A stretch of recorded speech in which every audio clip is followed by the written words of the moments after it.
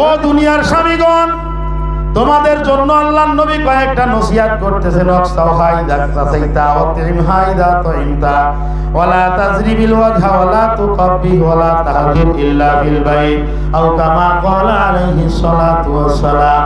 আল্লাহর নবী ডাক দিয়ে বলেন, ও আমার উম্মতেরা, নিজের স্ত্রীকে দাসীবাদী মনে করা যাবে না, স্ত্রীকে বান্দি মনে করো না, স্ত্রীকে ঘরের কাজের লোক মনে করবা না। তুমি তাকে মনে করবা সে হলো তোমার পার্টনার, তোমার লাইফ পার্টনার। কয় যে স্ত্রী যেহেতু দিনদার, তোমার সংসারের সুখ দুঃখের সেও একজন ভাগীদার। কথা বলেন ঠিক কি ঠিক না? তুমি যদি না খেয়ে থাকো সেও না খেয়ে থাকবে, তুমি যদি কাপড় পরিধান করতে না পারো সেও কাপড় পরিধান করতে পারবে না। তোমার সংসারে যদি অভাব আসে সে অভাবের ভাগীদার, তোমার সংসারের মধ্যে যদি সাচ্ছল্যতা আসে তাহলে সে সাচ্ছল্যেরও ভাগীদার। এই জন্য তাকে কোনো অপমান অপদস্থ করে ছোট করে কথা বলা যাবে না। ওই মেয়েটাকে কি করবা, তোমার নিজের কলিজার টুকরা সন্তানের প্রতি তুমি যেরকম, তোমার একটা মেয়ে আছে, ওই মেয়েটাকে তুমি যেমন ভাবে স্বামীর কাছে দেখতে ভালোবাসো, দেখতে পছন্দ করো, তোমার স্ত্রীকেও কিন্তু তুমি ঠিক সেই রকম ভাবে রাখবে। তোমার যদি মনে চায় যে আমার মেয়েকে আমার জামাই দাসীবাদীর মতন করে রাখো, তাহলে তুমিও তোমার স্ত্রীর সঙ্গে দাসীবাদীর মতো আচরণ করবা। আর যদি মুসলমান তোমার মনে চায় আমার মেয়েটা রানীর মতো করে স্বামীর সঙ্গে থাকো, তাহলে তোমার ঘরে যে আছে সেও কিন্তু কারো না কারো মেয়ে। কথা বলেন ঠিক কি ঠিক না? এই মেয়েটা কত বড় অসহায়, মুসলমান একটু চিন্তা করার বিষয়। এই মেয়েটা কত বড় অসহায়, বাবার একমাত্র মেয়ে, বাবার বাড়িতে থাকে।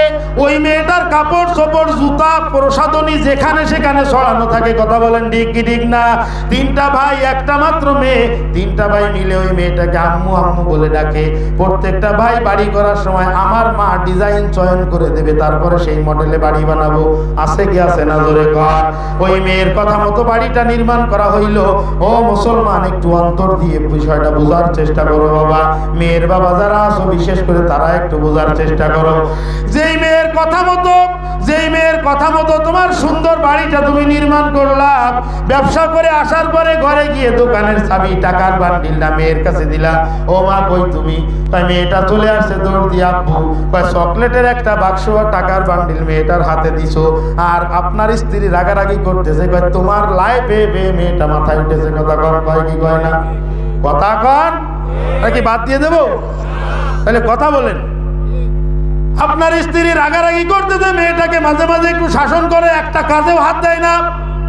আপনি তখন জোর গলায় স্ত্রীকে ডাক দিয়ে বলেন, দরকার হলে আরো 5টা কাজের লোক রাখো, কিন্তু আমার মাকে কখনো তুমি কাজের কথা বলতে পারবে না। কথা বলেন। এইভাবে মেয়েটাকে লালন পালন করার পর সুন্দর একটা বাড়ি তৈরি করেছেন মেয়ের ইচ্ছা মতো, তার পছন্দের মতো। এই মেয়েটাকে যেদিন পরের ঘরে দিয়ে দিস, ও মুসলমান, এই মেয়েটা যার কাপড় চোপড় পুরা ঘরের মধ্যে ছড়ানো ছিটানো থাকতো, সেই মেয়েটা বাড়িতে যখন বেড়াতে আসে, বাবার বাড়িতে বেড়াতে আসে একজন মেহমান হয়ে, ওই কাপড়ের বাক্সটা ছোট্ট একটা ব্যাগ নিয়ে ঘরের কোনায় রেখে দেয়, বারান্দার কোনায় রেখে দেয়। সন্ধ্যা ঘনায় আসছে, আস্তে আস্তে মায়ের কোলের কাছে গিয়ে বসে মাকে জিজ্ঞাসা করে, আম্মু আমি কোন রুমে ঘুমাবো? কথা কন। অথচ এই মেয়েটাই কিন্তু রুম বন্টন করে দিছে। মেজো ভাই এই পাশের রুমে থাকবে, সেজো ভাই এই পাশের রুমে থাকবে, বড় ভাই এই পাশের রুমে থাকবে, আব্বু আম্মু এই ঘরে থাকবে, এরকম করে রুমটা সে বন্টন করে দিছে। ও কপাল পোড়া মুসলমান, বাড়িটা করলা তার পছন্দ মতো, অথচ তাকে বিবাহ দেওয়ার পরে তার জন্য একটা রুম নাই। সে কোথায় থাকবে? মার কাছে অনুমতি নিতে হয়। কথা বলেন ঠিক কি ঠিক না? এই মেয়েটা কত আদরের ছিল, এখন সে বাবার বাড়ির মেহমান হয়ে গেছে। বাবার বাড়ির মেহমান হয়ে গেছে, ছোট্ট একটা ব্যাগ নিয়ে সে আসে। 2 দিন 3 দিন 5 দিন থাকার পরে আবার সে তার সংসারটাকে গোটায় নিয়ে চলে যায়। এই মেয়েটা যদি তোমার ঘরে যাওয়ার পরে তুমি যদি তার উপরে পাশবিক অত্যাচার করো, পশুর মতো আচরণ করো, তাহলে আরশে আজিমের মালিক কিন্তু তোমার ভার সইতে পারে না। কথা বলেন ঠিক? খবরদার খবরদার বাজান, কারো কলিজার উপরে তুমি আঘাত দিও না।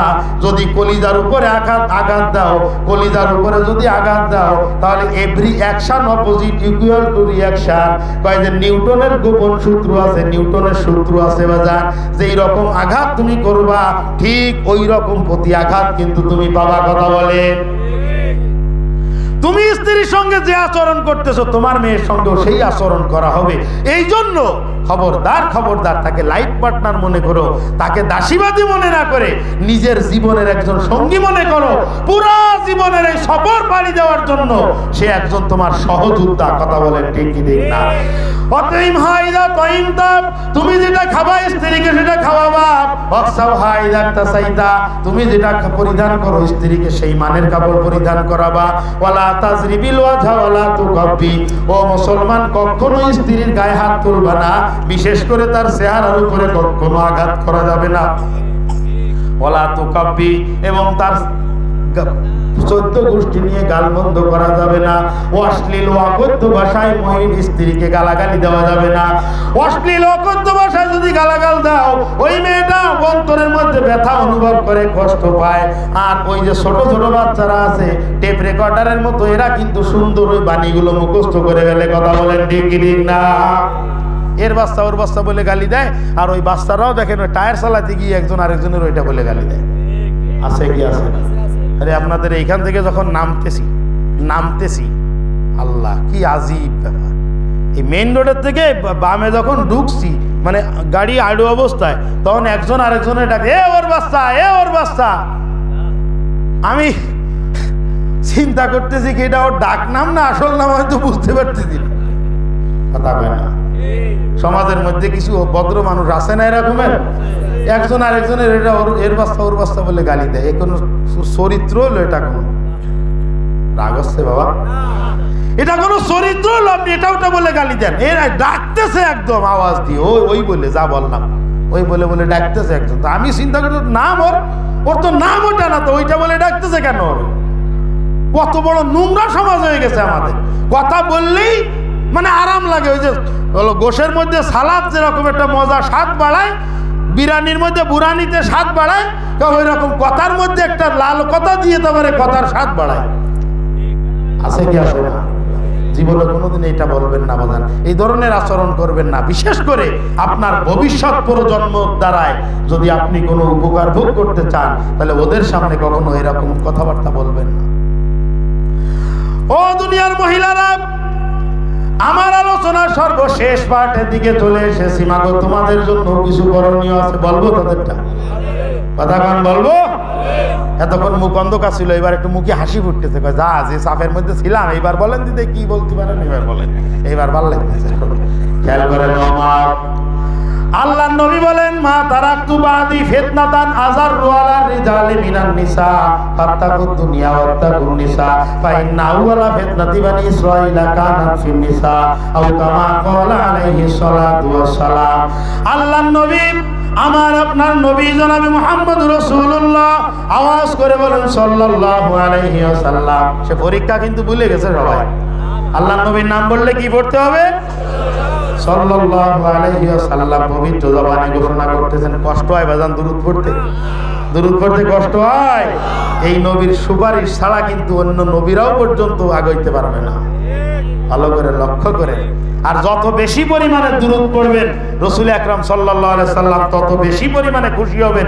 আল্লাহর নবী যত বেশি পরিমাণে খুশি হবেন, অন্তরের মধ্যে নূর পয়দা হবে, রাসূলের ভালোবাসা পয়দা হবে। আল্লাহর নবী ডাক দিয়ে বলতেছেন, আমার উম্মতেরা, আমি তোমাদের অভিভাবক, আমি তোমাদের গার্ডিয়ান হিসাবে দুনিয়ার মধ্যে যত রকমের ফিতনা ফাসাদ ছিল, সমস্ত রকমের ফিতনা ফাসাদ আমি গলা টিপে শেষ করে দিয়েছি। কোন রকম কোনো ফিতনা ফাসাদ দুনিয়ায় অবশিষ্ট নাই। কিন্তু একটা ফিতনা যেটাকে আমি সমূলে শেষ করতে পারি নাই, ভাই সেই ফিতনাটা হলো নারী ফিতনা। জোরে বলেন কি ফিতনা? আরো জোরে বলেন কি ফিতনা? নারী ফিতনা, মহিলারা হলো একটা ফিতনা। ভাই কেমন ফিতনা? ফাত্তাকুদ দুনিয়া ওয়াত্তাকুন নিসা। আল্লাহর নবী বলেন দুনিয়ার মোহে পড়বে না এবং কখনো কোনো নারীর মোহে পড়বে না। ফাত্তাকুদ দুনিয়া ওয়াত্তাকুন নিসা। ভাই দুনিয়ার থেকে বেঁচে থাকো এবং মহিলার থেকে বেঁচে থাকো। ফাইন্না আউয়ালা ফিতনাতি বানি ইসরাঈলা কানাত ফিন নিসা। কেন কেননা বনি ইসরাইলের মধ্যে সর্বপ্রথম ফিতনাটা হয়েছিল নারী সংগঠিত কারণে। নারী গঠিত কারণে বনি ইসরাইল ধ্বংস হয়ে গেছিল।